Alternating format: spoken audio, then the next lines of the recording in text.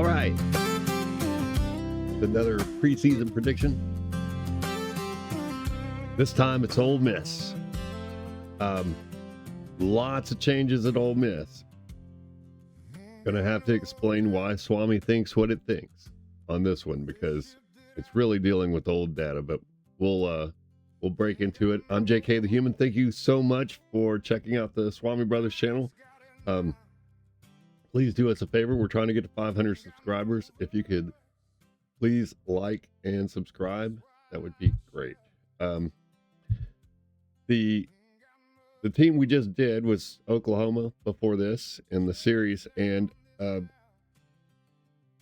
they ended out strong. They had a floor of 8-4 and a ceiling of 12-0, and the reason why I'm bringing it up is the number of confidence picks that Swami has predicted for Ole Miss this year is really high too, and kind of resembles Oklahoma, except this is the rare situation where I'm going to disagree with the algorithm.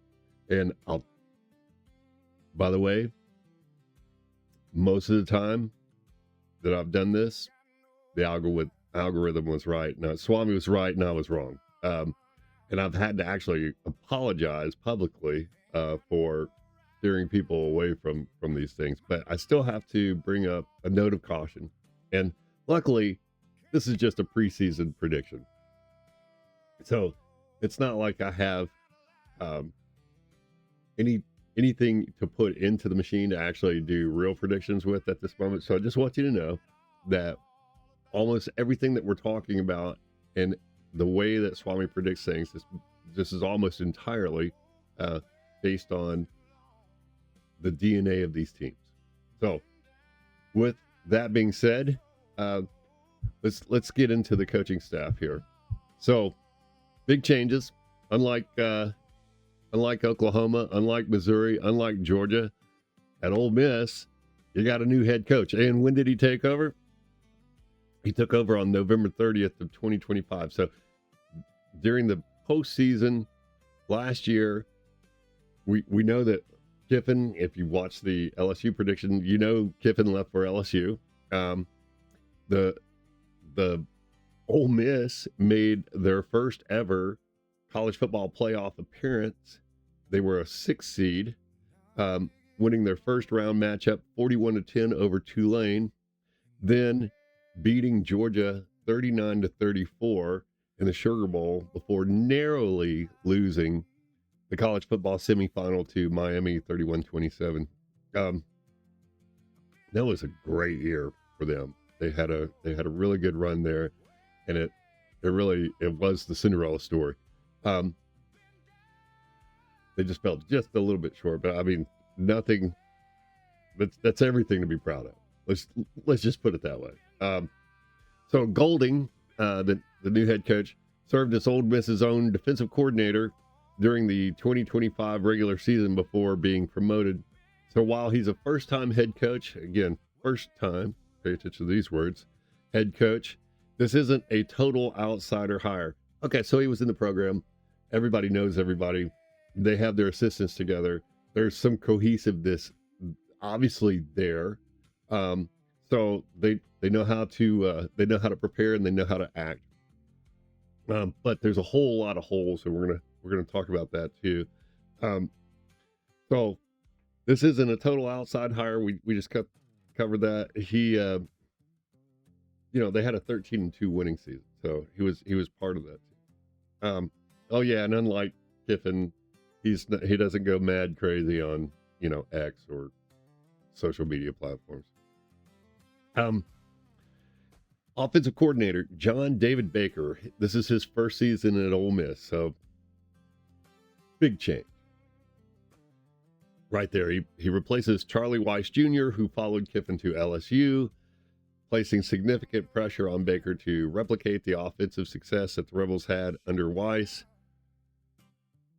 Yet to be seen, right? So there's a variable.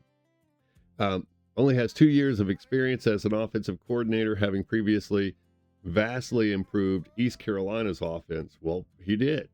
A step up in competition level, though, and pressure. Well, it depends on how complicated the system is and how quickly they can get the team into the playbook deep enough to stay competitive. These things take time, but yeah, it's not it's not impossible. We've seen it before where new offensive coordinator comes in, they simplify things, they get everybody. He's capable of finding the things that they where their strengths really lie and figures out how to exploit it and use it, and it works out. We've seen that. We've also seen, if you've noticing the gray hair, if you've seen as much football as I have, I've seen this story go the wrong way, and it feels like more than it goes the right way. Well, it feels like that because there can only be one winner, right? You have a bunch of losers, one winner. So we'll just have to see how it goes. I'm not saying that he won't, not saying that he can't, and the algorithm doesn't really know this side of the story. So there's a little bit of continuity, kind of half news, sort of like Auburn, sort of like Auburn. Auburn's going through the same thing. Defensive coordinator becomes head coach. That's not a bad thing. Nick Saban. Offense lost its OC, several key assistants. That's going to hurt, and that could probably set them back. So this isn't a total rebuild, but it's definitely unknown stuff. All that being said, let's take a bite out of this. All right. September 6th versus Louisville. This is, here's your season opener, and Golding's debut as full-time head coach in regular season. Remember, he took over in the postseason. But Swami has this as a confidence win. Now, Swami's going to be looking at the DNA of the teams that are facing each other. And it's going to be looking at the DNA over years. And off of that, it's picking a direction. We're going to see a lot of things that I, as a guy that's been doing this for a while, this is one of the teams where I'm like, yeah, I'm not sure it's going to go that way just because there's so many variables. But that's it. I'm going to stop apologizing for it. We're just going to go. September 12th, still at home. This is probably the biggest early confidence win of the season. Easy is what I'm saying. Then September 19th at home, and here comes Lane Kiffin. So this is a marquee home game against Kiffin's new look LSU, the coach who left, the OC who left with him, both coming back to Oxford. It's a great storyline game. I'm going to be watching this. Everybody's going to be watching this game. Anybody that knows anything about what happened with the coaching staffs of these two teams, they're going to be watching this game. And we're all going to be thinking the same things to ourselves. What are they made of? What's really happening here? So there'll be a lot of tension around that for everybody. So that makes it fun, right? Lots of drama. Swami seems to think that this is a confidence win. I don't. I think this is a toss-up, but this is what Swami says. This is his channel, I'm just the caretaker. So that's what Swami says. That's what we're putting up there. Then they're going to Florida. Florida has this, basically it's rebuilding itself as well. They had even more changes there. Because of that, I agree with Swami here. It's definitely a confidence win. Then October 10th at Vanderbilt. It's an away game. But according to the numbers, it still heavily favors Ole Miss. I mean, so much so that this too is a confidence win. October 17th comes along, they get off the road. Now, And they're back home. Yeah, they're back home. Missouri's coming down, Drinkwitz. We just did that edition, episode 2 episodes ago. Um, that's gonna be a fun test. Um, we've got it as a pick 'em. Not really sure what's happening there. Then Texas. They're going to Texas. And Swami seems to think that it's a confidence win despite the ranking gap. And I don't know. I don't see how this could be a confidence win. So I actually disagree with Swami on this one. But Swami says it's a confidence win. We're going to mark it down as a confidence win. Um, so they get out of Texas with the win, according to Swami, and they head into back to the house where Auburn's coming in. Auburn, another team that's rebuilding. I just really don't believe that their Ole Miss is going to confidently beat Texas. This I know, but this is what the algorithm says, so this is what we're putting on. So anyway, back at home, October 31st, and Auburn's coming in. Auburn, we talked about early in the series. Rebuild, and don't know a lot about them. I think they're going to be a better team for the coaching hire that they made, but I think it may take it a little bit of time. Of course, at this point in the season, there's fatigue and there's injury that comes into play. Swami has this as a pick 'em,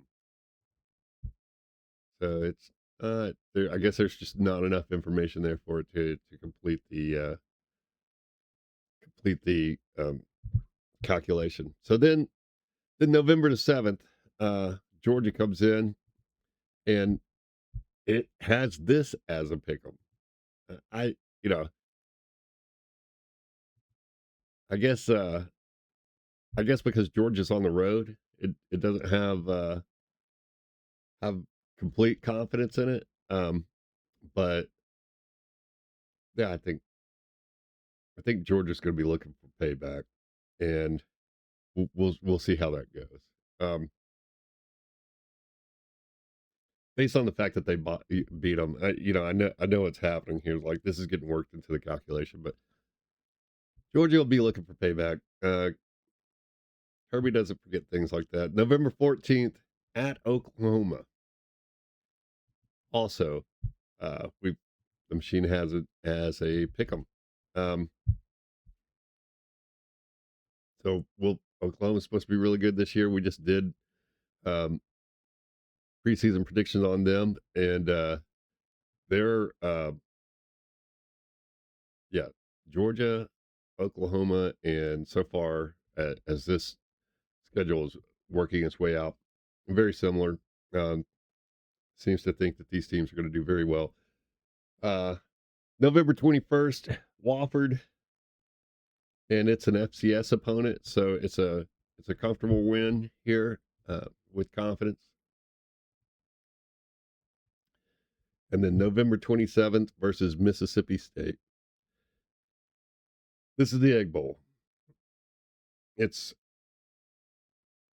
a finale of the season. It's a Friday game. It's at home. Um, rivalry week can really throw a wrench into all models. But on paper, uh, this this game's going to cap off one of the strongest seasons uh, that we projected all series, and this is considered to be a confident win. So, is this the way it's going to go? We'll have to watch to find out. That's the great thing about it.